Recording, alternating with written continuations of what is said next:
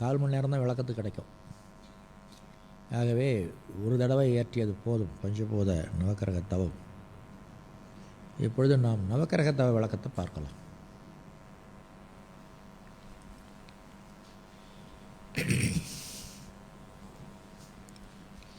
ஆதியனும் பரம்பொருள் மெய். ஆதியனும் பரம்பொருள் மெய் எழுச்சி பெற்று அணு என்ற உயிராகி அணுக்கள் கூடி மோதி இணைந்து இயங்குகின்ற நிலைமைக்கேற்ப மூலகங்கள் பலவாகி அவை இணைந்து பேதித்த அண்டகோடிகளாய் மற்றும் பிறப்பு இறப்பு இடை உணர்தல் இயக்கமாகி நீதி நெறி உணர் மாந்தராகி ஆதியனும் பரம்பொருள் மெய் நீதி நெறி உணர் மாந்தராகி வாழும் நிலை உணர்ந்து தொண்டாற்றி இன்பம் காண்போம். ஆதியனும் பரம்பொருள் மெய் வாழும் நிலை உணர்ந்து தொண்டாற்றி இன்பம் காண்போம். அண்டமதில் உருவெடுத்து அறிவை பெற்று அவ்வறிவு ஒன்று முதல் ஆறதாகி கொண்ட மேலாம் இவ்வுருவில் குறிப்பில்லாமல் கோடானு கோடி எண்ணி அனுபவித்து கண்ட பலன். கோடானு கோடி எண்ணி அனுபவித்து கண்ட பலன் என்னை அறிய நினைந்தேன். அப்போ கருத்துணர்த்தி கனல் மூட்டி கருவாம் ஞான குண்டலினி எனும் என் மெய் உணர்வு எழுப்பி குறித்து என்னை அறிவித்த குருவே. அன்பே, என்னுளிருந்தென்னை இயக்கியும் ஊக்கியும் தன்னுள் விளைகின்ற தன்னருளை இன்னும் பாய்ச்சி பவம்போக்கி பக்குவத்தை கூட்டுவிக்கும் ஓச்சலில்லான் தாழ் என் தலை.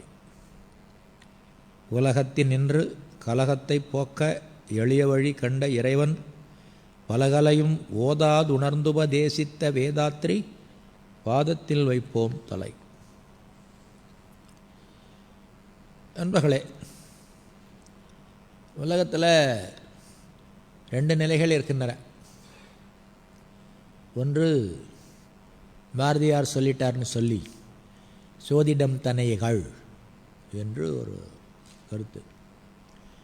இன்னொன்று, எந்த நேரமும் ஜோதிட நோட்டை ஜாதக நோட்டை தூக்கிட்டு ஜோதிடராக அலைகிறது.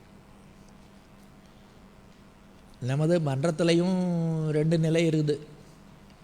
ஏதோ அமாவாசை வந்தால் பௌர்ணமி வந்தால் பஞ்சபூத நவக்கிரக தவம் செய்கிறது ஒரு நிலை. காலையில் மலையில் காலையில் பஞ்சபூத நவக்கிரக தவம் செய்கிறது ஒரு நிலை இருக்குது நம்ம மன்றத்தில்.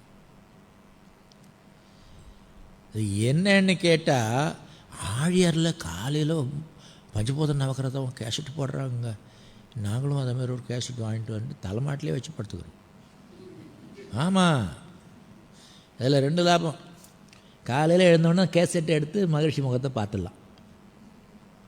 ஒன்று. 2வது, அங்கேயே ரெக்கார்டருக்கு போட்டு ஆன் பண்ணிட்டாக்கா கவரை மட்டும் பக்கத்தில் வச்சுக்கிட்டு கேசட்டு உள்ளே இருக்கும். அப்படி ஆன் பண்ணால் ஒன்று அருட்பெயர் ஆற்றல் இரவும் பகலும். நண்பர்களே, எதுலேயும் ஒரு அதீதம் ஒரு வெறி என்பது ஆகாது. பஞ்சபூத நவக்கிரக தவத்துக்கு நாம் மதிப்பு கொடுக்க வேண்டும், உரிய மதிப்பை கொடுக்க வேண்டும். இப்படி பஞ்சபூத நவக்கிரதம்னு பித்து பிடிச்சி அலைஞ்சோம்னா அது ஒரு அடிக்ஷன் ஆகிடும். அதை போட்டுக்கிட்டு நல்லா தூங்குவோம். வேதாத்ரி மகர்ஷியே வந்து தாளாட்டிக்கிட்டு இருப்பார், நான் பாட்டு தூங்கலாம். கொஞ்சம் சாப்பிட்டுட்டு அந்த கேசட்டை போட்டோன்னு வச்சுக்கோங்க, ரொம்ப நல்ல ரிலாக்ஸேஷன், ஜோராக சிரிச்சிடும். இந்த குறைபாட்டை நம்ம மன்றத்தில் உள்ள உங்களை மாதிரி முன்னோடிகள் நீக்கிக் கொள்வது நல்லது. அப்போ செய்கிறதா வேலாமா ஆனாமா செய்யணும், எப்போ செய்யலாம் அதுதான் தெரிந்து கொள்ளணும். அவரவர்களுக்குள்ள சௌகரியப்படி மற்ற தவங்களை விட்டு விடாமல் மற்ற தவங்களுக்கு மதிப்பு கொடுத்து அதையும் இதையும் கலந்தே செய்யலாம். இப்படி சொல்லிட்டா எப்படி, எத்தனை நாளைக்கு ஒரு தடவை எப்போன்னு சொல்லுங்க. நண்பர்களே, நமது மகிழ்ச்சிகள் சொல்கிறாங்க, அமாவாசையில் பௌர்ணமியில் செய்தால் போதும். அப்புறம் ஒரு சான்ஸ் கொடுங்களேன். மாதப்பிறப்பு வருஷப்பிறப்புன்னா செய்யலாம். இன்னொரு சான்ஸ் கொடுத்தா உன் பிறந்த நாள்னா செய். பிறந்தாம் நாள் மாதம் கூட வருமே, சரி செஞ்சுக்கோ. அப்புறம் சாமி இன்னும் கொஞ்சம் கல்யாண நாளில் செய். அப்புறம் இந்த குழந்தைங்கள்லாம் பிறந்துட்டு 4-5 அது பிறந்த நாளுக்கும் செய். இப்படி பார்த்தா 30 நாளும் பஞ்சபூத நவகிரதம் தான். ஆகவே அமாவாசை பௌர்ணமி போதும், அதுவே உணர்ந்து செய்யணும், லயிச்சு செய்யணும்.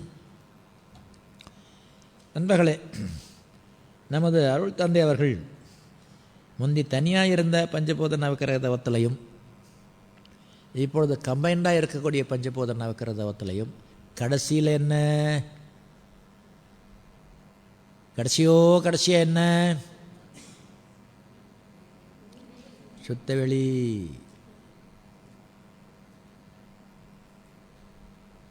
நவக்கிரக தவத்தில் நட்சத்திர மண்டலத்தில் போய் நிற்கிறோமா?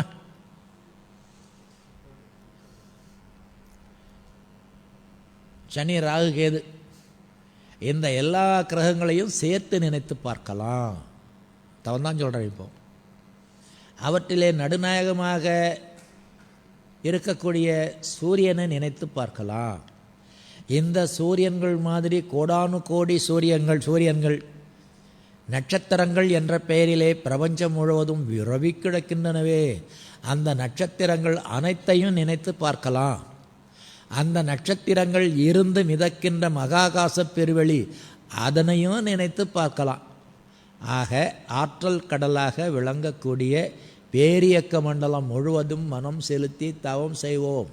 இது எங்கேயோ கேட்ட மாதிரி இருக்குதே. இதான் துரியாதீதத்தில் வரக்கூடிய சக்திகளை தவம். அதில் உச்சிடணும், சந்திரனும் சூரியனும் அப்புறம் விரிந்து நில்லுங்கள்னு சொன்னோம். இப்போது நட்சத்திர மண்டலத்துக்கு போயிட்டோம். இது வேதாந்த வழி, அது சித்தாந்த வழி. மனம் உயிர், அதற்கப்புறம் அதற்கு அலை சூழலை குறைக்கிறது, சித்தாந்த வழி. இந்த பஞ்சபூத நவக்கிரக தவத்தில் வரக்கூடிய சக்திகளை தவம், சிவகளை தவம் வேதாந்த வழி. நண்பர்களே, எது சிறந்ததுங்கிறது வேறு. ரெண்டுமே 2 வகையில் சிறந்தது. ஏனென்று கேளுங்க, நாம் பூதங்களாக இருந்து கொண்டு பூதங்களோடு தொடர்பு கொண்டிருக்கிறோம். இதை மறந்துட்டு வாழ்க்கையில் வாழக்கூடாது. வாழ்ந்தால் என்ன ஆகும் தெரியுமா? சாப்பிடும்போது நாக்கு கடிச்சுக்குவோம்.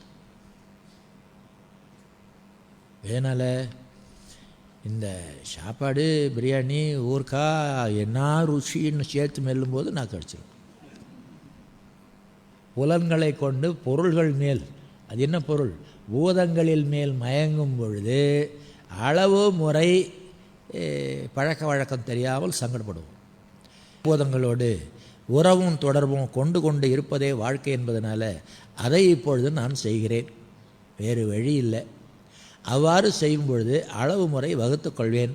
நன்மை மட்டுமே வர வேண்டும் என்று பூதங்களோடு தொடர்பு கொள்ளும் பொழுது அப்போ பிரச்சனையே கிடையாது. அதே மாதிரி கிரகங்களோடு தொடர்பு கொள்கிறோன்னா பஞ்சபூத நவக்கிரக தவத்தில் இதுவும் காரணமாக தான். கடைசியில் என்ன செய்கிறோம்? சக்திகளம். நண்பர்களே, இந்த பிரபஞ்சத்தில் இருக்கக்கூடிய அத்தனை நட்சத்திரங்களையும் சேர்த்து நினைக்கிறோம் பஞ்சபூத நவக்கிரக தவத்தில், வேதாந்த வழி. நிற்குமான்னா ரொம்ப கஷ்டம்.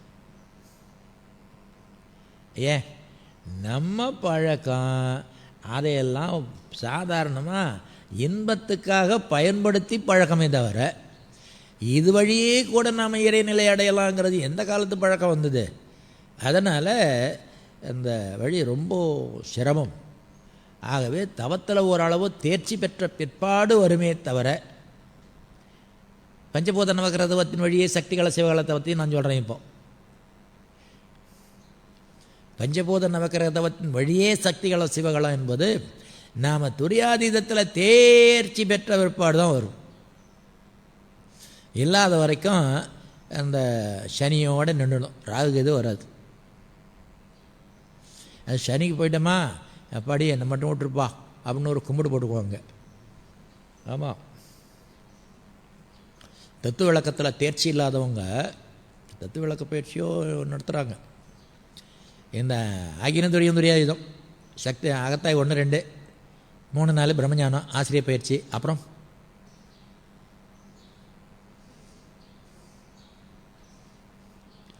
To keep the people engaged தவ விளக்க பயிற்சி தத்துவ விளக்க பயிற்சி. அப்புறம் என்ன, நேராக வீட்டுக்கு தான். ஆகவே நீங்கள் அகத்தாய் பயிற்சி 1 2 3 4 தவ விளக்க பயிற்சி தத்துவ விளக்க பயிற்சி தத்துவ விளக்க பயிற்சி தவ விளக்க பயிற்சி ஆழியார் அருளுக்கு ஒரு தரிசனம் அவர் லெக்சர் கேட்கறது என்று அருள்துறையோடு அருள்துறையாக இருந்து கொண்டு இருந்தால்தான் இந்த பொருள்துறை மயக்கம் போகும். ஏதோ ஒரு தவத்திலேயோ 2 தவத்திலேயோ பஞ்சேந்திரிய தவத்திலையோ பஞ்சபூத நவக்கிற தவத்திலையோ அது போக்கிடலான்னு நினைக்கக்கூடாது. அதோடு அதுவாக இருந்து கொண்டே இருக்க வேண்டும். அப்பொழுதுதான் மனம் நிற்கும். எதிலே நிற்கும்? மனதை நிறுத்த முடியாது. மனம் எதிலிருந்து வந்ததோ அங்கே கொண்டு போய் அதை நிறுத்தினா அது நிற்கும். இல்லாத வரைக்கும் நிறுத்தவே முடியாது. வேதாந்த வழி சரியில்லை என்பதற்கு நமது அருள் தந்தை அவர்கள் என்ன சொல்கிறாங்கன்னா, மனம் ஓடிக்கொண்டே இருக்கும். 14 to 40 சைக்கிள் பெர் செகண்ட் என்ற வேகத்தில் மனம் ஓடிக்கொண்டே இருந்தது. எவ்வளோ காலமாக? எவ்வளவு வயதாகுது? அவ்வளோ காலமாக. எவ்வளோ தானான்னு கேட்டால், உங்கள் அப்பா அம்மாவுக்கெல்லாம் எவ்வளவு வயசாச்சு அதெல்லாம் சேர்த்து கூட்டிங்க. அவங்க அப்பா அம்மாவுக்கு எவ்வளவு வயசாச்சு அதெல்லாம் சேர்த்து கூட்டிங்க. முதல் மனிதன் தோன்றினான் பாருங்க, அவன் தானே இப்போ நாம இருக்கிறோம். ஆகவே யுகக்கணக்காக மனம் ஓடிக்கொண்டே இருந்ததை நில்லுன்னா நிற்குமா? யார் சொன்ன மனம் நில்லுன்னா நிற்காதுன்னு? யார் சொன்ன? கமலஹாசன் சொன்னார்னு என் காதில் விழுந்தது. அடியே மனம் நில்லுன்னா நிற்காதடி. சிந்திக்கணா, எங்கே பார்த்தாலும் தத்துவம் இருக்குது. கேவலம் சினிமாவில் தத்துவம் இருக்குது. மனம் நில்லா நிற்கா தடின்னு நான் நினச்சிக்கிட்டேன். நெல்லுன்னா நிற்காது மனம். சினிமா வரைக்கும் வந்து போச்சு இந்த செய்தி. அப்போ துரியாதீதம் சக்திகளும் சிவகளும் நிற்காது. ஆகவே மனம் என்பது எதை நினைத்தாலும் அதுவாகும். கொஞ்சம் வேகம் கம்மியாக இருக்கிறத நினச்சா அதுவாகும். அதை விட கம்மியாக இருக்கிறத நினச்சா அதுவாகும். இப்போ கியர் போடுற மாதிரி இல்லை, ரிவர்ஸ் கியர். இது கியர்னால் ஸ்பீடப் பண்ணுறது தான் கியர் போடுவாங்க. ஸ்லோ பண்ணுறதுக்கு கியர் சிஸ்டம் அங்கே இல்லை. இப்படி வச்சு கற்பனை பண்ணுங்க. வேகமாக ஓடிக்கொண்டிருக்கக்கூடிய மனதை ஒரு கியர் போட்டு லோயர் கியர் போட்டுடுறது, லோயர் ஃப்ரீக்குவன்சியில் போகும். அப்புறம் ஒரு கியர் போட்டு அதை விட குறைஞ்ச வேகத்தில் மனம் இயங்கும். இப்படியா மனதை குறைச்சிக்கிட்டே போய் வேகமே இல்லையோ இருக்குதோன்னு சம்சயப்படுற அளவு கொண்டு போய் விடணும். நண்பர்களே, மனதினுடைய வேகத்தை விடல் பண்ண முடியாது, நில் ஆக்க முடியாது. ஆக்கிட்டா ஒரு வேளை கோமா அல்லது டெத், ஃப்ரீக்குவன்சி இருக்காது. ஆனால் நியர் 0 சைக்கிள் பெர் செகண்டுக்கு கொண்டு போக முடியுமா? அது முடியும். ஆகவே முதலிலே மனதினுடைய வேகத்தை கொஞ்சமாவது குறைத்தோமானால் அதற்கப்புறம் இன்னும் போகும். நீங்களாம் மெட்ராஸ் போயிருப்பீங்க, ரயிலில் ஏறி கோயம்புத்தூர்லேருந்து அரக்கோணம் இறங்குவாங்க. ஆனால் அந்த ஊரில் பெரும்பாலான ட்ரெயின் நிற்கிறதில்ல. அதுவும் மைசூர் பக்கத்துலேருந்து வர்ற ட்ரெயின் நிற்கிறதில்ல. ஆனால் ஒரு அதிசயம் பார்த்திங்கன்னா, நிறைய தடபடன்னு இறங்குவாங்க. யார்? கொஞ்சம் வாலிபர்களாக ரயில்வே ஸ்டாஃப்காரவங்க, அந்த டெக்னிக் தெரிஞ்சவங்க தடபடன்னு இறங்குவாங்க. ரயில் 100 கிலோமீட்டர் வேகத்தில் போகக்கூடியது. அதில் இறங்கினா என்ன ஆகும்? ஆகவே அந்த இன்ஜினுக்காரருக்கு நம்ம ஸ்டாஃப் தானே பாவம்னு 10 கிலோமீட்டர் வேகத்தில் போவார்.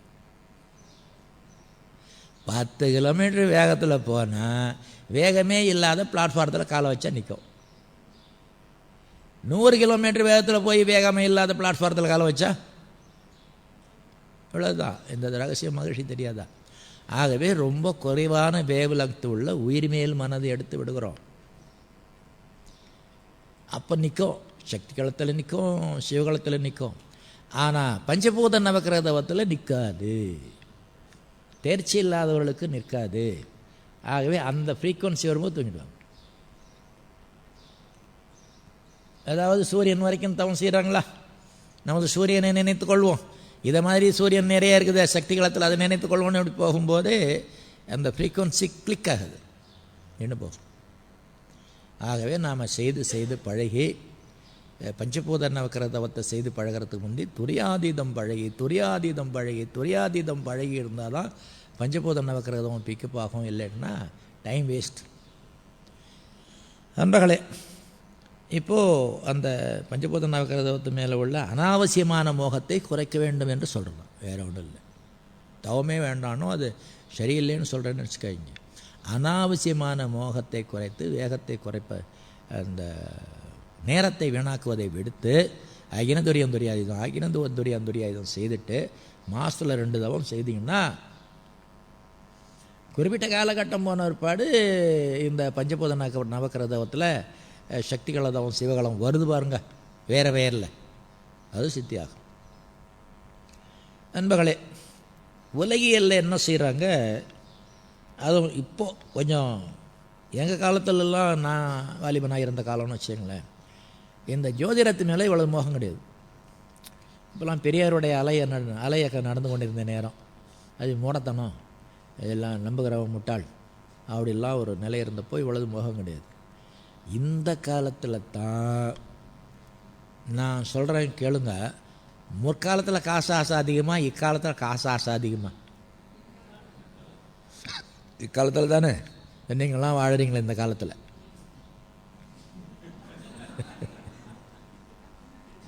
இதை ஒன்று சரி, காசு ஆசை அதிகம். இந்த காசு கிடைக்கலன்னு என்ன பண்ணுறது? சமீபத்தில் ஒரு சமாச்சாரம் கேள்விப்பட்டேன். அதாவது இந்த பாமாயில் இருக்குது பாருங்க, அந்த பாமாயிலில் ஐயோ மறந்துட்டேனே, நிலக்கரி இன்னும் என்னமோ ஒன்று அதை மாதிரியான ஒரு வஸ்து, அதை சேர்த்து கரைச்சி குலுக்குனாக்கா பாமாயில் தெளிஞ்சு போதும். அதாவது நல்லெண்ணெய் தேங்காய் எண்ணெய் எந்த எண்ணெயோடையும் அதை கலந்தால் அந்த எண்ணெய் விலைக்கு இந்த சீப்பான பாமாயில் விற்றுடலாம். கண்டுபிடிச்சிட்டான் பாருங்க மனுஷன். பெரிய விஞ்ஞானம் இல்லை இது, பெரிய ரசாயன ஆராய்ச்சி. எவ்வளவு நாள் லெபார்ட்டரியில் உட்காந்துட்டு வெப்பரான மாட்டிக்கிட்டு தடி சோடா பாட்டில் கண்ணாடியை மாட்டிக்கிட்டு ஆற வச்சு கொதிக்க வச்சு இறக்கி வச்சு என்னென்ன பண்ணியிருந்தானோ தெரியல, இது பெரிய டெக்னிக் கண்டுபிடிச்சிட்டான். இந்த மாதிரி குறுக்கு வழியில் பணம் சம்பாதிக்கணும்னு பார்க்குறான் பாருங்க மனுஷன். ஆகவே பணத்துக்கு முக்கியத்துவம் கொடுத்து விட்டான். அந்த காலத்தில் கலப்படம் செய்வாங்க, அரிசியில் கலப்பாங்க, அவ்வளோதான். அதுக்கு மேலே கலப்படம் தெரியாது. ஆகவே இந்த காசுக்கு மதிப்பு கொடுக்க போக அந்த காசு தான் கைக்கு அவன் நினைக்கிற மாதிரி வராமல் இருக்கும்போது ஏண்டா வரல அப்படின்னு யோசனை. இந்த குரு பகவான் சரியில்லை, அவர் தான் தனாதிகாரி. காசு பணம் வருது போகுதுங்கிறதுலாம் காரணம் குரு தான். குருக்கிட்ட ஒரு எவ்வளோ பெரிய விசேஷம்லாம் இருக்குது பாருங்கள். அவர் தான் குழந்தை குட்டிக்கும் அதிகாரி. குழந்தை குட்டி பிறக்கலையா, அப்போ குரு சரியில்லைன்னு அர்த்தம். அவர் தான் ஆன்மீகத்துக்கும் அதிகாரி. என்ன முரண்பாடாக ஜோதிட சாஸ்திரம் இருக்குது பாருங்கள். காசு பணம் எங்கே, ஆன்மீகம் எங்கே? இதை விட்டால் தானே அது வரணும், அந்த காலத்தில் சொன்னாங்க. அதுக்கும் அவர் தான் அதிகாரி, இதுக்கு தான். அதுதான் நாங்கள் குருவை பிடிச்சி விட்டோம் கெட்டியம்மா. இதையும் விட்டுடல அதையும் விட்டுடல. அந்த மாதிரி இந்த குரு கொஞ்சம் என் ஜாதகத்தில் கொஞ்சம் நீச்சம் போல் இருக்குது. அந்த குருவை போய் குருஸ்தலம்னு இந்த சோழ நாட்டில் தான் 9 கிரகத்துக்கும் கோயில் இருக்குது. என்ன அதிசயமோ தெரியல, அங்கே உள்ளவங்களுக்கெல்லாம் வேட்டை தான். ஆகவே அங்கே போய் ஒரு கும்பிடு போட்டு வந்தால் காசு பணம் வரும் அப்படின்னு நினைக்கிறேன். அதற்கப்புறம் என் ஜாதகத்தில் எது சரியில்லை, இந்த நேரத்தில் எனக்கு எது சரியில்லை என்று தெரிந்து கொள்வதற்காக ஜோதிடர்கள்ட்ட போய் கேட்குறாங்க. நண்பர்களே, ஜோதிடர்களில் 2-3 தினசு இருக்குது. ஒரு தினசு ஒன்றும் தெரியாதவர், நல்லா பேச தெரிந்தவர். இன்னொரு தினசு இருக்குது, அவங்க விஷயம் தெரிஞ்சவங்க. அந்த விஷயம் தெரிஞ்சவங்களில் 2 தினசு இருக்குது. அவர் விஷயம் தெரிந்தவர் நல்லா மிரட்டுவார், பற்றியா வக்கரத்தில் இருக்கிறோம் சனி, உன்னை உடம்பு உக்கரமாக பார்க்குறோம் அப்படின்னு சொல்லி மிரட்டுறவங்க.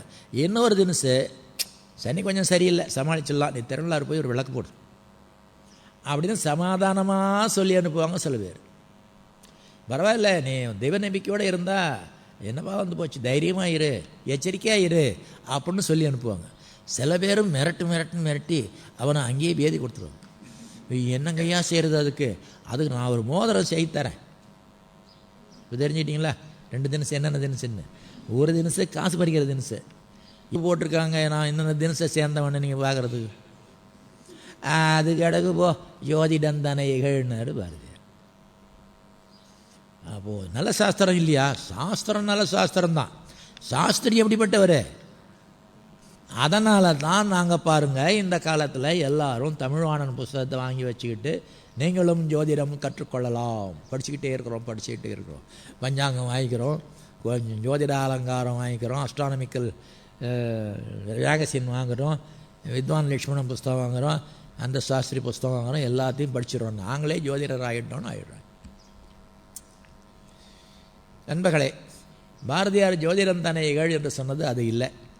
அவர் என்ன சொல்கிறாருன்னா, கிரகங்களுக்கு ஒரு தன்மை உண்டு, இந்த மகிழ்ச்சி சொல்கிறது. ஆனால் ஒந்தன்மை என்ன? அந்த தன்மையோட உயர்ந்த தன்மையை நீ பெற்றுக்கொள்ள. நீ பெரியவனாகவும் ஜோதிடம் சின்னதாகவும் போச்சுன்னா அது கிடக்கு ஜோதிடம் சொல்ல போகிறோம். பாரதியார் ஒரு மகான், அவர் யோகி மகரிஷி. அவர் சொன்னார்னா அதில் 1000 அர்த்தம் இருக்கும். சட்டுன்னு ஜோதிட சாஸ்திரம் பொய்யானது, அதை நம்பாதே, மூட நம்பிக்கை, அதை அவர் யார் யார் ஜோதிடம் எழுதினாங்களோ அவங்களெலாம் முட்டாள்கள், ஏமாற்றுக்காரர்கள்னு அர்த்தம் இல்லை. அவ்வளோ அவசரப்பட்டு சொல்ல மாட்டாங்க. அவன் ஜோதிடத்தினுடைய ஆற்றலை விட உன்னுடைய ஆற்றல் அதிகமாகலாமே. திருமந்திரத்தில் ஒரு குறள் இருக்குது, ஒரு மந்திரம் இருக்குது. என்னென்னா, நமன்வரின் ஞானவாள் கொண்டே எரிவன். என்ன அர்த்தம் தெரியுதா உங்களுக்கு? எரிவன் என்றால் வெட்டுவேன்னு அர்த்தம். நமன்னா எமன் நான் போகிற வழியில் குறுக்கால வந்துட்டான், ஞானம் என்ற வாழ் கையில் வச்சுருக்கிறேன், அதனால் யமனையே வெட்டி போட்டுருவேன். எப்படி அது? சிவன் வரின் நான் உடன் போவது திண்ணம். நீங்கள் கிளம்பி வரீங்க, ஒருத்தர் வர, எங்கே போகிறீங்க? மன்றத்துக்கு நானும் மன்றத்தான் போகிறேன் வாங்க அப்படின்னு சொன்னால் நீங்கள் என்ன செய்வீங்க? சரி வாடா கோட்டாளி மன்றத்துக்குன்னு தோளில் கை போடுவீங்க. மாட்டுவீங்களா? கை பிடிச்சிங்களா? சரி. நீங்கள் சினிமா கிளம்பி போகிறீங்க, யாரோ ஒருத்தர் சினிமாவுக்கு போகிறவங்க வரார். எங்கே போகிறீங்க? சினிமா. என்ன சினிமாவுக்கு? இந்த சினிமா. நான் அங்கே தான் போகிறேன்னு சேர்ந்து தானே போவீங்க. ஒரு 15-14 வயசுனா தோளில் கை போட்டுவீங்க. இல்லைன்னா 4 அடி 5 அடி தள்ளி 2 பேரும் சேர்ந்து போவீங்க. அதான் உடன்போதல். சிவன் வரின், சிவன் எங்கேயோ போகிறார், நீங்கள் வழியில் செஞ்சு எங்கே போகிறீங்க? நான் கைலாசத்துக்கு போகிறேன். நானும் வரேன், நான் அங்கே தான் போகிறேன். சிவன் வரின் நான் உடன் போவது திண்ணம், பவம் வரும் வல்வினை பண்டே அறுத்தேன். எனக்கு கஷ்ட நஷ்டங்களாக எங்கள் அப்பா அம்மா செஞ்சது, நான் செஞ்ச பாவம்லாம் எனக்கு துன்பமாக வந்து கொண்டே இருக்குதே, இதெல்லாம் அறுத்து போட்டாச்சு. பண்டேன்னா முன்னையே, ரொம்ப காலத்து முந்தையே எல்லா பாவத்தையும் கருமையும் தூய்மையாயிடுது. இப்போ அந்த 3 ஆற்றல் உனக்கு எப்படிப்பா வந்தது என்றால், தவம் வரும் சிந்தைக்கு யாவர் தான் எதிரே. யார் எதுக்க முடியும்? தவம் செய்கிற மனம் பெற்றுள்ள என்னை, நான் தவம் செய்யக்கூடியவன், என்னை எதிர்க்க யாராலையும் முடியாது. சிவனே எனக்கு சமமாயிட்டான், நாமனோ என்னால் செத்து போயிட்டான். பாவமே இல்லாமல் போச்சுன்னா தவத்தினுடைய ஆற்றல் தெரிகிறதா? ஆகவே நீங்கள் தவம் செய்கிற அளவில், பஞ்சபூத நவக்கிரக தவம் செய்கிற அளவில் சோதிடம் தன்னை இகழலாம். அது என்ன ஒன்றும் பண்ணாது. திருஞான சம்பந்தர் சொன்னார் பாருங்க, திருநள்ளாத்தில் ஞாயிறு திங்கள் செவ்வாய் சனி புதன் வியாழன் சொல்லுங்க, சனி பாம்பு 2 அவை நல்ல 2 தடவை சொல்கிறார் பாருங்க.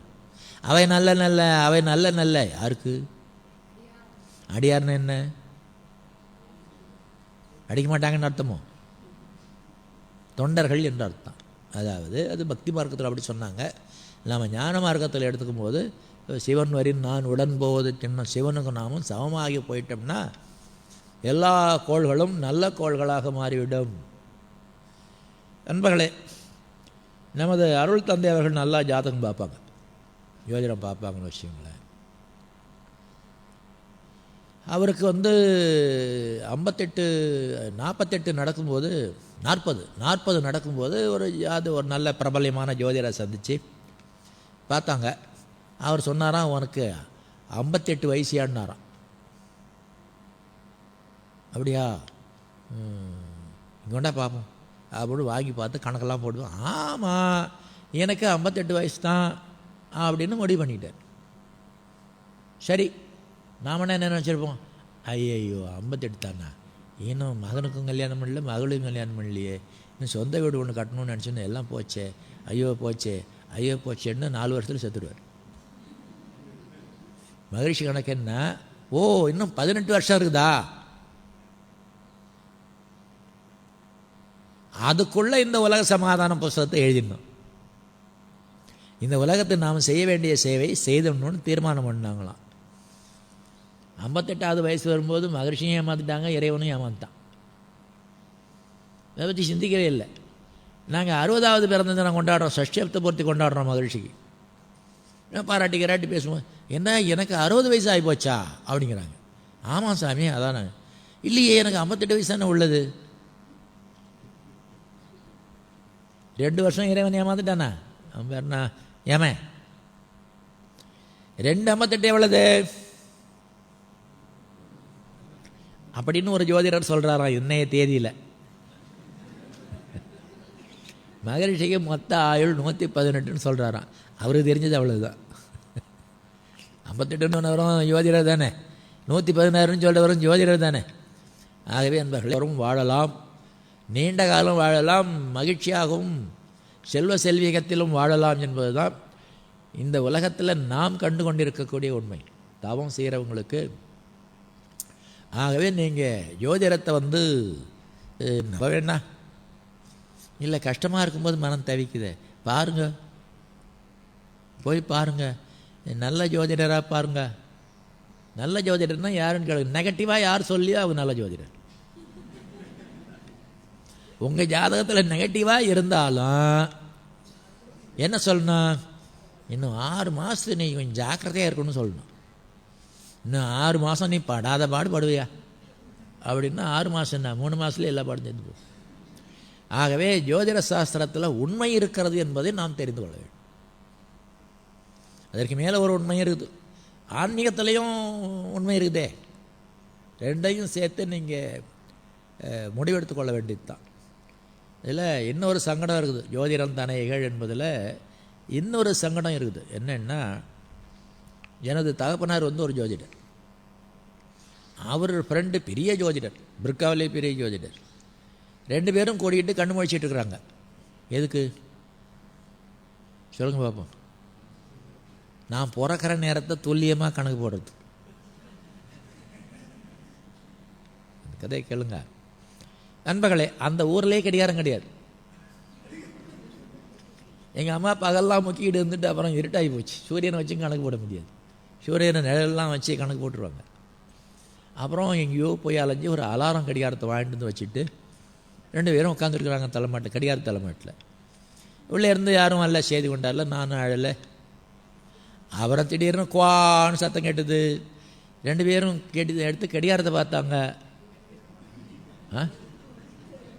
மணி 1:30, ராத்திரி மணி 1:30.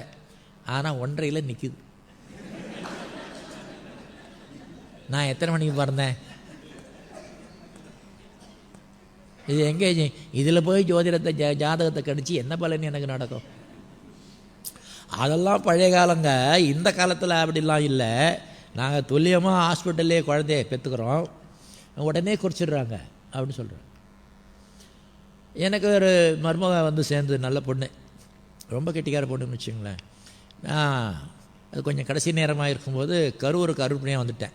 போகும்போது சொன்னேன், நான் வரத்துக்குள்ளே பெற்றுட்டின்னா எத்தனை மணிக்கு பேத்தேன்னு கணக்கு வச்சு குறித்து வச்சுக்குமா, அங்கேயே கடிகாரம் மாட்டிருப்பாங்க லேபர் ரூமில், குறித்து வச்சுக்குமான்னு சொன்னேன். நான் குறித்து வச்சுக்கிறேன் மாமா, நீங்கள் போயிட்டு வாங்க. குழந்தை பிறந்து போச்சு. என் கரூர்லேருந்து போகிற ஏற்பாடு அந்த நர்சுமா கூப்பிட்டு எத்தனை மணிமா குழந்தை பிறந்தது, ஜாதகம் கடிக்கணும். அது 10:40ங்க அப்படின்னு சொன்னிச்சு. சரி 10:40 நாம் கடிச்சிடுவோம் அப்படின்னு சொல்லிட்டு இருக்கும்போது இதை கேட்டால் 10 20ங்குது. பெற்றவங்க 10 20ங்கிறாங்க, பெற்று எடுத்தவங்க 10 40ங்கிறாங்க. நான் எது கணிக்கிறது? 10 நிமிஷத்தில் எத்தனை வருஷம் ஓடி இருந்த தசாபத்தியில் தெரியுமா? நான் தவிச்சு போயிருக்கேன். அதுக்கு அந்த மரும பொண்ணு பதில் சொன்னிச்சு, இல்லை மாமா, நான் 10 20 தான் பெற்றேன். அவங்க கழுவி குளிப்பாட்டி இடகடெல்லாம் போட்டுக்கிட்டு ரெஜிஸ்டரில் போய் உட்காந்து கையெல்லாம் கர்ச்சிப்பெல்லாம் தொடச்சிக்கிட்டு அப்புறம் பேனா வச்சு எழுதும்போது கடிகாரத்தை பார்த்தாங்க 10 40. வேறு எத்தனை பேர் சொல்ல போகிறாங்க? சரி, இப்போது அந்த கடிகாரத்தில் 10 11 18 ஆகுது. என் கடிகாரத்தில் 18 12 12 18 ஆகுது, இல்லை 17 ஆகுது. உங்கள் கடிகாரத்தில் என்ன ஆகுது? இப்போ ஒரு குழந்தை பிறந்து போச்சு. எந்த கடிகாரத்துக்கு கணிக்கிறது? அதனால் அது கிடக்கு போ, வீண் வேலை ஜோதிடம் தனைகள் என்று பாரதியார் சொல்லியிருக்கலாமே தவிர, ஜோதிட சாஸ்திரம் நல்ல சாஸ்திரம், அவசியமான சாஸ்திரம். இந்த பருவநிலையை அறிவிக்கிறாங்க பாருங்க, டிவிலாம் சொல்கிறாங்களே, இன்றைக்கி ராத்திரி மழை பெய்யும், நாளை காலையில் வெயில் இருக்கும் என்று சொல்கிறாங்களே, இதெல்லாம் நீங்கள் பார்க்குறது உண்டா? நான் அவசியம் பார்ப்பேன். ஏன்னா தினம் ஊருக்கு ஒரு ஆளுன்னா கொடை எடுத்துகிட்டு போகிறதா வேணாமா, போகலாமா வேணாமா, ராத்திரியே போயிடுமா விடிஞ்சு போகலாமா. ஆகவே இந்த செய்தியும் தெரிஞ்சுக்குவேன். உலகத்தில் கலகம் நடக்குமா நடக்காதா, பஸ்ஸு ரயிலெலாம் ஓடுமா, எங்கேயாச்சும் மாட்டிக்குமா. அதனால் நியூஸ் அவசியம் பார்ப்பேன்.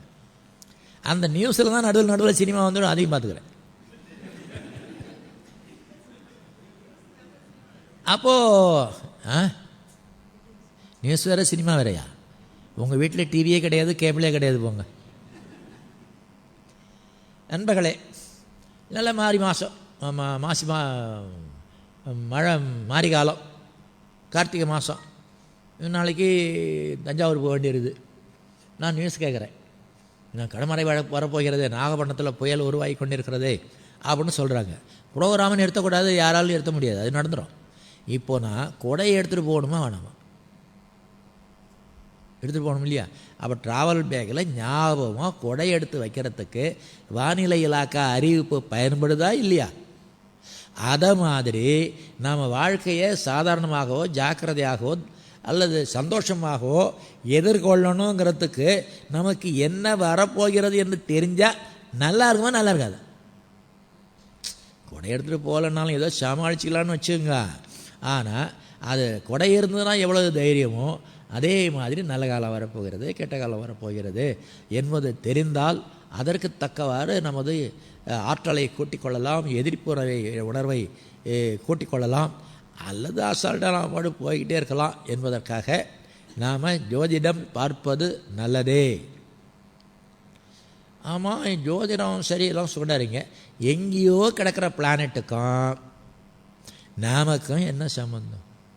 அதாவது ரிலேட்டிவ்லி ஸ்பீக்கிங் தூக்கணி ஒன்று ஒரு டென்னிஸ் பால் மாதிரி கூட இல்லை.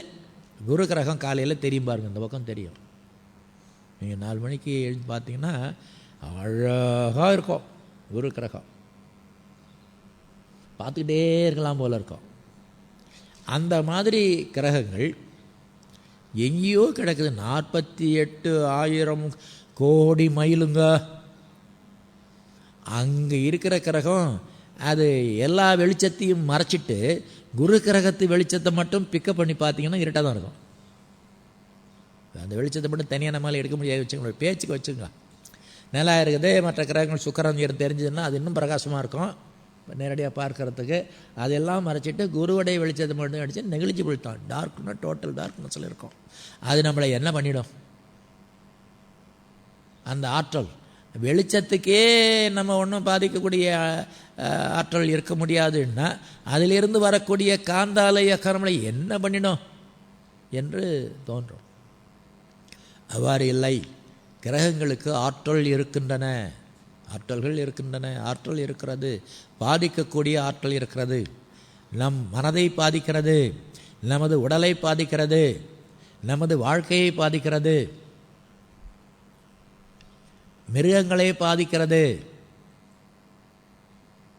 தாவரங்களை பாதிக்கிறது, அப்புறம் கல் மண்ணெல்லாம் பாதிக்குது, இனானிமேட்டெல்லாம் பாதிக்குது. எல்லாம் நிரூபணம். இந்த சந்திரன் இருக்கிறான் பாருங்க, ரொம்ப கெட்டிக்காரன். அவன் மனதையே பாதிக்கிறான். மனம் வந்து ஒரு மென்மையான வஸ்து. அப்படி ஒரு வஸ்து இருக்கா இல்லையான்னு தெரியறதுனால விஞ்ஞானத்தில் விட்டாங்க. அதை மகரிஷி மட்டும்தான் அதை கண்டுபிடிச்சு சொல்கிறாங்களே தவிர தத்துவ ஞானத்திலேயோ விஞ்ஞானத்திலேயோ வேறு எந்த ஞானத்திலையும் அதை மனம் என்றால் என்ன என்று டிஃபைன் பண்ண முடியவில்லை. வாட் இஸ் மைண்ட் என்பதை டிஃபைன் பண்ணவே முடியவில்லை. நண்பர்களே, அப்படிப்பட்ட சூக்கமமான நிலையில் இருக்கக்கூடிய மனதை சந்திரன் பாதிக்கிறான். யார் சொல்கிறான்? விஞ்ஞானி சொல்கிறான், இங்கிலீஷ்காரன் சொல்கிறான். எப்படின்னு கேட்குறீங்களா? இப்போது அந்த மாதிரி மனநிலை பாதிக்கப்பட்டவங்களை நாம் என்ன சொல்கிறோம்?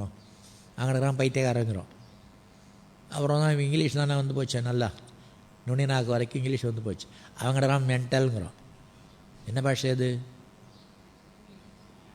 சரி, மைண்டுங்கிற வார்த்தையிலேருந்து வந்தது மென்டல்.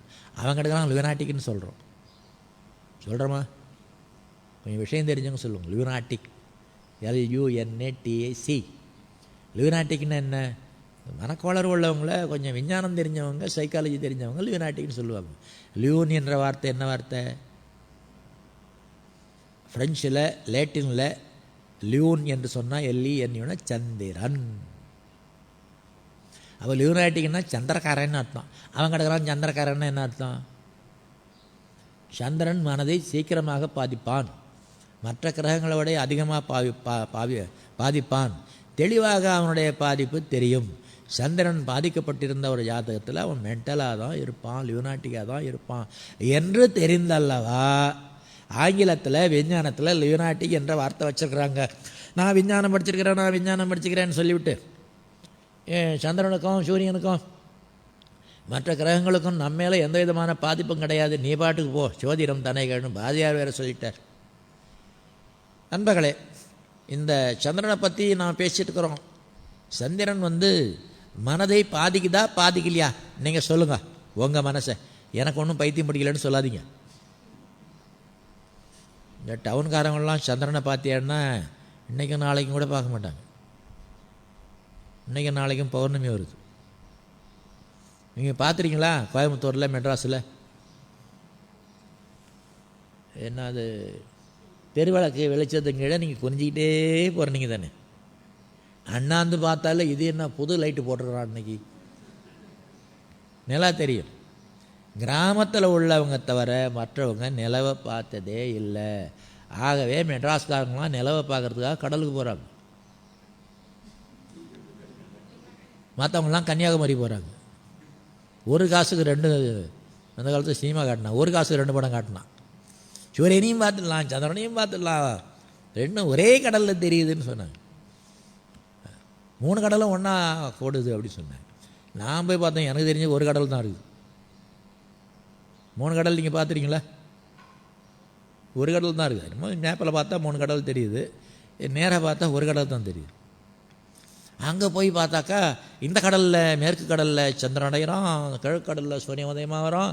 அப்படின்லாம் சந்திரனையும் சூரியனையும் தேடிட்டு கடற்கரை தான் போகிறோமே தவிர என்னைக்காவது நாம் பார்த்தோமா? பார்த்தால் தெரியும். இப்போவும் ஒன்று கெட்டு போகல. பௌர்ணமி இன்றைக்கே கூட பௌர்ணமி, மொட்டமாக அடியில் ஏறி படுத்துங்க, மல்லாக படுத்துட்டு நிலாவே பார்த்துக்கிட்டே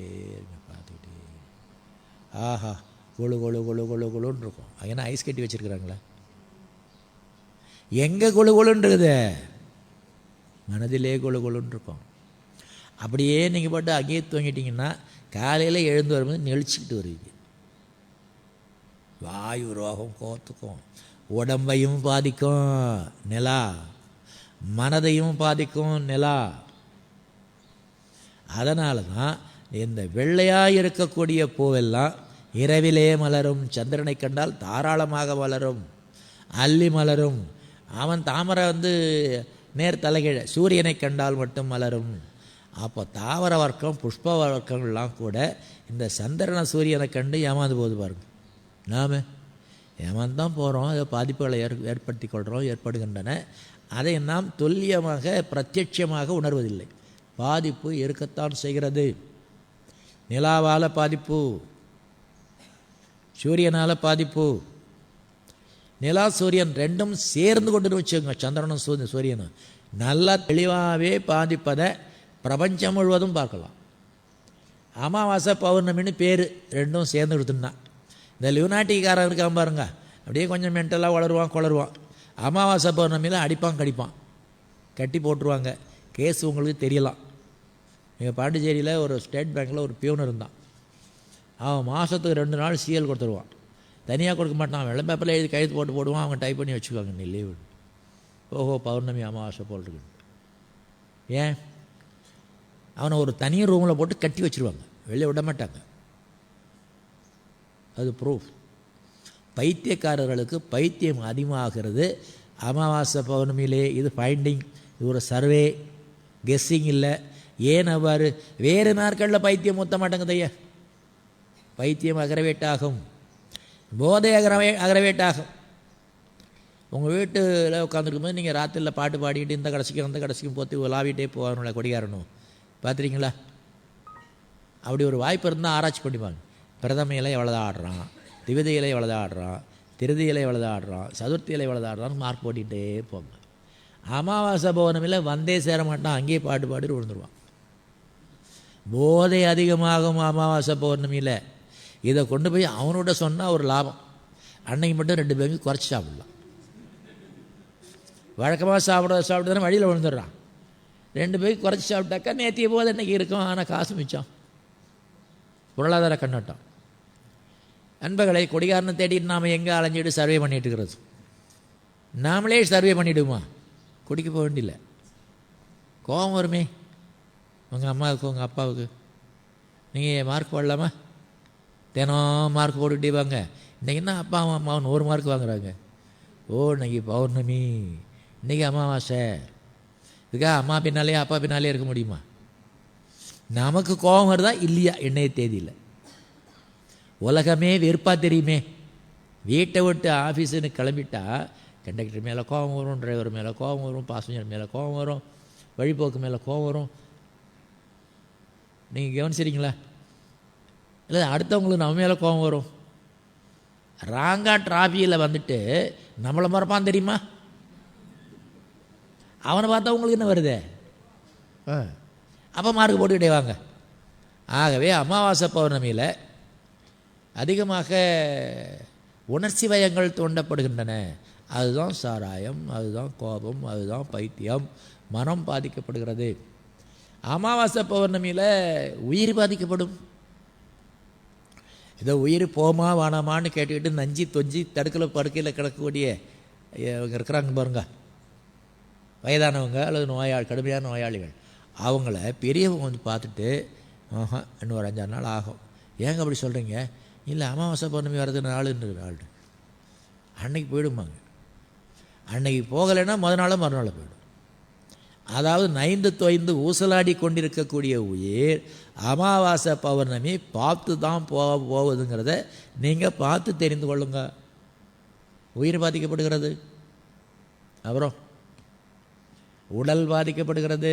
அமாவாசை பௌர்ணமியில் உங்கள் உடம்பில் விஷம் இருந்ததுன்னா, பூராங்கடி போன்ற விஷம் இருந்ததுன்னா அமாவாசை பௌர்ணமியில் அதிகமாக அரிக்கும், அதிகமாக தடிக்கும். உடல் பாதிக்கப்படுகிறது, உயிர் பாதிக்கப்படுகிறது, மனம் பாதிக்கப்படுகிறது 2 கிரகங்களால் என்றால் நாமும் அதை கொஞ்சம் பார்த்து தெரிந்து நடந்து கொள்வது நல்லது தானே. நண்பர்களே, இந்த பஞ்சபூதங்கள் இருக்கின்றன பாருங்க, அவையும் அமாவாசை பௌர்ணமியால் பாதிக்கப்படும். அதாவது 2 கிரகங்கள், ஒன்று கிட்ட இருக்குது சந்திரன், ஒன்று பெருசாக இருக்குது சூரியன். அது ஒரு கோயின்சிடன்ஸ் பாருங்கள், 2ம் சம அளவில் இருக்கும். அதனால தான் கிரகணங்கள்லாம் ஏற்படுறதுன்னு வச்சுக்கோங்க. அந்த மாதிரி அமாவாசை பௌர்ணமி 2ம் சேர்ந்ததுன்னா, இப்போ சந்திரனும் சூரியனும் அமாவாசை பௌர்ணமியில் ஒன்று சேர்ந்ததுன்னா மண் பாதிக்கப்படுகிறது, நீர் பாதிக்கப்படுகிறது. நீர் பாதிக்கப்படுற சமாச்சாரம் உங்களுக்கு தெரிஞ்சிருக்கலாம். கடலில் லோ டைடு ஹை டைடு வருது. இந்த சுனாமி பாருங்கள், பௌர்ணமி பார்த்து வந்துடுது. அதனால் டைட்ஸ் எல்லாம் என்ன அதிகமாக வந்து பாதித்துன்னு பாருங்கள். இந்த மண் பாதிக்கப்பட்டதுக்கு காரணமும் அந்த பௌர்ணமி தான். எங்கே மண் பாதிக்கப்பட்டது? சுமத்ராவுக்கு கீழே. தண்ணி எங்கே பாதிக்கப்பட்டது? அலையாக வந்து. கடல் ஓங்கலாக இருக்கிறது என்று சொல்வார்கள் மீனவர்கள் அமாவாசை பௌர்ணமியில். அன்றைக்கி பெரும்பாலும் கடலில் போக மாட்டாங்க. ஓங்கலாக இருக்குது, அலை வேகமாக இருக்குது, சுழல்கள் இருக்கின்றன, நீரோட்டம் அதிகமாக இருக்குதுன்னு சொல்லுவாங்க. அப்போ அமாவாசை பௌர்ணமியில் நீர் பாதிக்கப்படுதா? பஞ்சபூதத்தில் கெட்டி பொருள் பாதிக்கப்படுகிறதா? பாதிக்கப்படுகிறது. எப்படின்னு கேட்குறீங்களா? இந்த சித்த வைத்தியர்கள்லாம் முப்புன்னு ஒன்று சேர்ப்பாங்க தங்களுடைய மருந்தில். நீங்கள் கேள்விப்பட்டுக்கலாம், அதில் தெரிஞ்சு வச்சுக்கலாம். முப்பு என்பது ஒரு தினசான உப்பு. அது பூமியிலேருந்து பூத்து மேலே வரக்கூடியது. சாதாரணமாக பார்த்தா தெரியாது, லேசாக உப்பளம் மாதிரி லேசாக பளபளன்னு இருக்கும். ஆனால் பௌர்ணமி அன்னைக்கு ராத்திரி விடிகாலம் 4 மணியிலேருந்து 6, 6:30க்குள்ள ஒரு சின்ன சந்து வழி, எறும்பு போகிற வழி மாதிரி இருக்கும், அது வழி அப்படியே பூத்து நாய்க்கொடை மாதிரி வந்துடும். நீங்கள் நம்புறீங்களா? போய் பார்த்துட்டு வரீங்களா? கடல் நீர் வந்து தேங்கி ஊறிப்போன நிலத்தில் நேரல்ல வரக்கூடியது salt. It is a salt. அது ஒரு உப்பு. அதை எடுத்துகிட்டு கொண்டு போய் காய்ச்சி பக்குவம் பண்ணி அதை முப்புன்னு பேர் சொல்லி எந்த மருந்தோடையும் அதை சேர்த்து கொடுத்தாங்கன்னா மருந்து நல்லா வேலை செய்யும். அப்போது மண்ணும் பாதிக்கப்படுகிறதா? நமது உடல் பாதிக்கப்படுகிறதா? நமது இரத்த ஓட்டம் பாதிக்கப்படுங்கிறத நான் ஆராய்ச்சி பண்ணி கண்டுபிடிச்சிருக்கிறேன். என்னென்னா, அமாவாசை பௌர்ணமியில் எல்லா வேகமும் அதிகமாக இருக்கும். இரத்த வேகம், மனதினுடைய வேகம் எல்லாமே அதிகமாக இருக்கும். இரத்த ஓட்டம் அதிகமாக இருக்கும்னு சொல்லுவாங்க மகரிஷி. இதை நம்ம சோதனை பண்ணி பார்க்கணுன்னு சின்ன பிள்ளையில், நான் சிறு பையனாக இருந்தப்போ விளையாட்டுக்காக செய்யக்கூடிய ஒரு காரியத்தை செய்து பார்த்தேன். இங்கே சவுக்கு மரம் இருக்குது பாருங்க, அதில் சில மரம் காய்க்கும். காய்ச்சி முத்தி காய்ச்சி நெத்தா மாறிடும். பார்த்துறீங்களா? சவுக்கு காய் நெத்தா மாறிடும். அது தொட்டால் மொறுமொறுன்னு இருக்கும், கொஞ்சம் குத்தாது. அதை நாங்கள் என்ன செய்கிறது, உனக்கு ரத்தம் அதிகமாக எனக்கு ரத்தம் அதிகமாக பார்ப்போம் என்று சின்ன பசங்க அதை தூக்கி மேலே போட்டு கை முட்டியால் தாங்கிறது. தாங்கினப்பா லேசாக எப்பிடரமாக பேர்ந்து போயிருக்கோம். கையை கிருன்னு கைப்பயிற்சி மாதிரி மூடிக்கிட்டு சுற்றுறது. ஒரு சொட்டு வந்துடுது, 2 சொட்டு வந்துடுது, நிலமாக ஓடி போச்சு, எனக்கு தான் ரத்தம் அதிகம், உனக்கு தான் ரத்தம் அதிகம்ன்ட்டு நாங்கள் விளையாடுறது வச்சுங்களேன். ரத்த ஓட்டம் அதிகமாக இருந்தால் அமாவாசை பௌர்ணமியில் அதிகமாக ஓடணுமே அப்படின்னு இதை நான் செய்து பார்த்தேன். ரொம்ப அதிகமாக திக்காக ஓடுது. 4 சொட்டு 5 சொட்டுங்கிற அளவுக்கு ஓடி போகுது. 2 சுற்று 3 சுற்று சுத்தம் கண்டு ரத்தம் வெளியே வந்துடுது. அப்போது அமாவாசை பௌர்ணமியில் நீர் பாதிக்கப்படுகிறது, நமது உடலிலே இருக்கக்கூடிய நீர் பாதிக்கப்படுகிறது என்றால் இதை நம்புறதா வேண்டாம்? நம்பத்தான் வேண்டும்.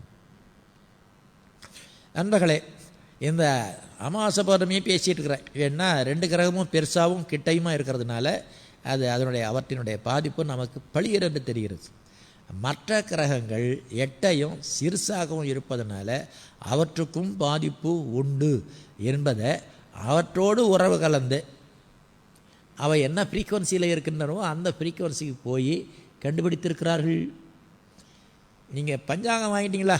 வருஷம் பிறக்க போகுது, புது வருஷம் வாங்கலையா? வாங்கி ஒன்று வீட்டில் போட்டு வைங்க. அமாவாசை எப்போ வருது, பௌர்ணமி எப்போ வருது, பஞ்சபூத நவகிரகம் செய்கிறதுக்காக சொல்கிறேன்.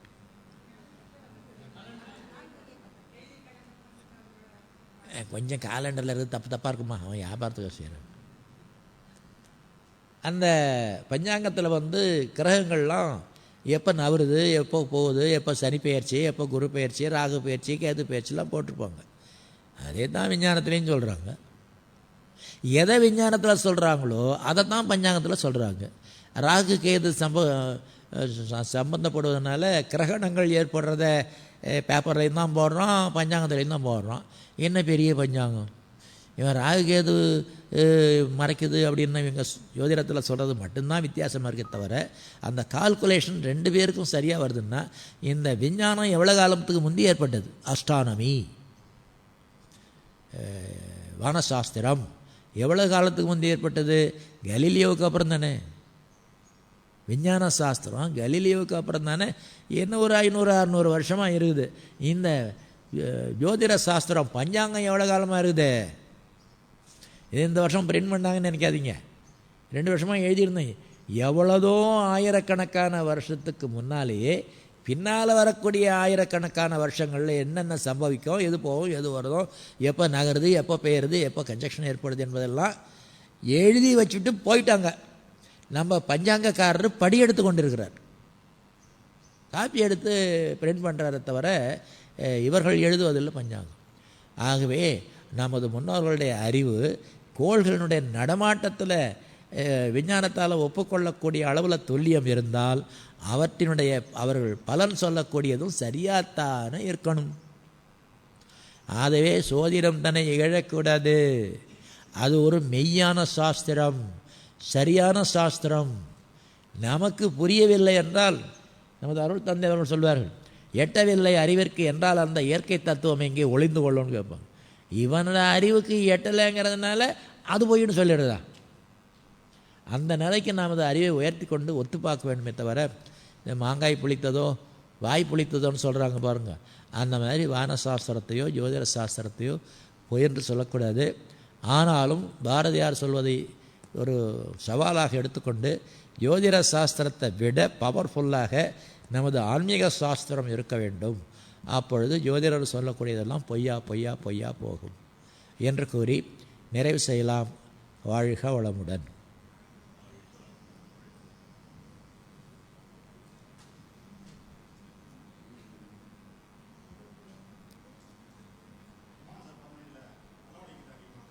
ஆமாம், தலையில் ஏற்கனவே வலி இருந்திருக்கோம், உங்களுக்கு தெரியாது. அமாவாசை பௌர்ணமியில் மேக்னிஃபை ஆகும். ஒன்று, பிரபஞ்சகாந்த சக்தி கூடும் பொழுது அதற்கு ஈடு கொடுக்க உங்களால் முடியாது. தவம் கூடும்போது ஈடு கொடுக்க முடியாமல் தலைவலி வந்துடுது இல்லையா? பிரபஞ்சகாந்த சக்தி கூடும்போது அது பேர் பண்ணிக்கொள்ள உங்களால் முடியலைன்னா அதை தலைவலின்னு நீங்கள் நேம் பண்ணுறீங்க.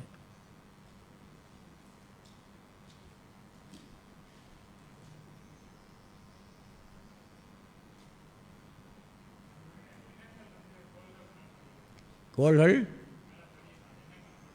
எண்ணங்கள், கோள்களுடைய நடமாட்டத்துக்கும் எண்ணத்துக்கும் சம்பந்தம் உண்டு. எப்படின்னு கேட்டிங்கன்னா, கல்யாணம் ஆகிட்டா ஏன்னா காதல் கல்யாணமா அரேஞ்சுடா?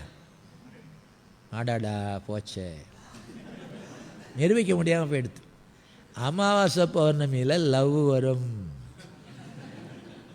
அமாவாசை பௌர்ணமியில் கவிதை வரும், குஷி வரும். நிலாவை பார்த்துக்கிட்டே இருந்தால் சந்தோஷம்னாலும் குறைஞ்சபட்சம் வருது இல்லையா? ஆகவே கிரகங்கள் மனதை நல்லாவே பாதிக்கும்.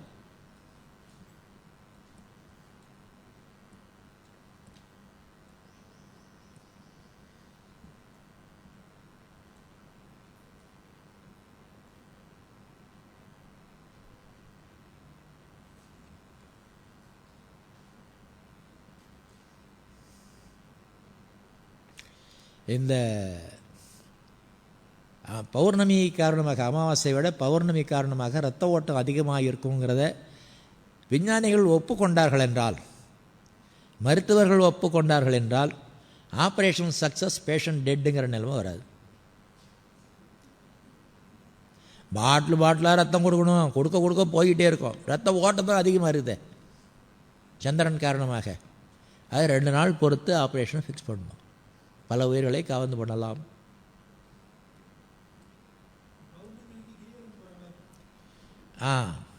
அதை விட ஒரு அருமையான ஐடியா இருக்குதுங்க. இந்த தட்டாமாலையில் தட்டாமாலை தெரியாது? அவங்களே சுற்றிக்க வேண்டியது. அது பௌர்ணமிக்கு ரொம்ப நல்லா இருக்கும். நீங்கள் அவ்வளோ பெரிய கிரியை சுற்றினாலும் நீங்கள் சுற்றினது ஒரு சுற்று தான். யாரை சுற்றுனீங்க? இந்த பாருங்க, இந்த நிலம் இருக்குத, பூமியே ஒரு சுற்றுது இல்லையா? மேனக்கட்டு ஒரு மாதத்தில் அது சுற்றுது. அதே மாதிரி இந்த பிரபஞ்சத்தில் எல்லாமே சுற்றுது. பூமி சுற்றுது, சூரியன் சுற்றுது, சோலார் சிஸ்டம் சுற்றுது, நம்ம கேலக்ஸி சுற்றுது, யூனிவர்ஸே ஒன் பீஸாக சுற்றுது. அதனால் சுழற்சியினால் நமக்கு ஆற்றல் கூடுகிறது என்று கண்டுபிடிச்சவங்க இந்த வேப்ப மரத்தை சுற்றினா முள் குத்துதுமா. அதனால் ஒரு நல்ல மலையை கண்டுபிடிச்சி ரோடெலாம் போட்டிருப்பாங்க, காரில் போகலாம்.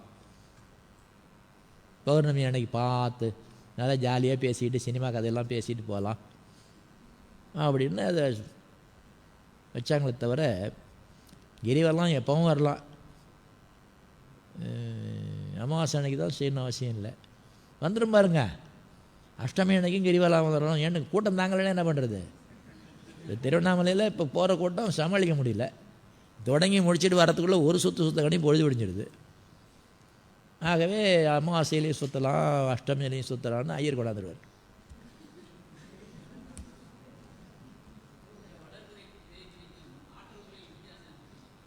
வளர்பிறைக்கும் தேய்பிறைக்கும்,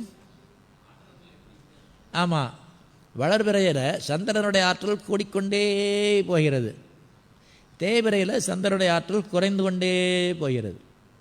நீங்கள் வெயிலில் செருப்பு இல்லாமல் நடக்கிறீங்க. காலைல 8 மணிக்கு எப்படி நடப்பீங்க? 10 மணிக்கு எப்படி நடப்பீங்க? 12 மணிக்கு எப்படி நடப்பீங்க?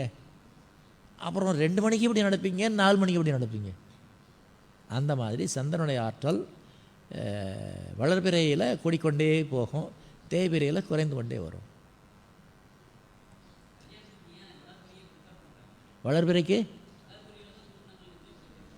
வளர்பிறைக்கு ஒரு சுபத்துவம் தன்மை கொடுக்குறாங்களே, என்ன காரணம்னு சொல்கிறீங்களா? நாம் பெரும்பாலும் மனதை வச்சுட்டு தானே வாழறோம். அதனால தானே நம்ம இந்த வாழ்க்கை கலைக்கு மனவளக்கலைன்னு பேர் வச்சுருக்கிறோம்.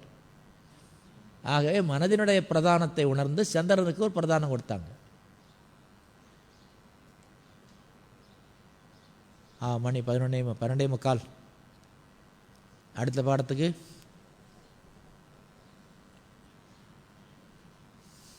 3:30 மணிக்கு வாங்க.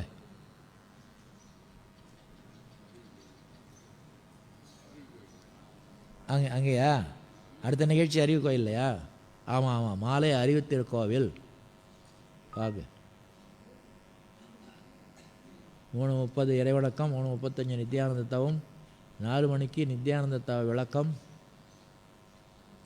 4:40க்கு இடைவேளை, 3:30லேருந்து 4:30 வரைக்கும்.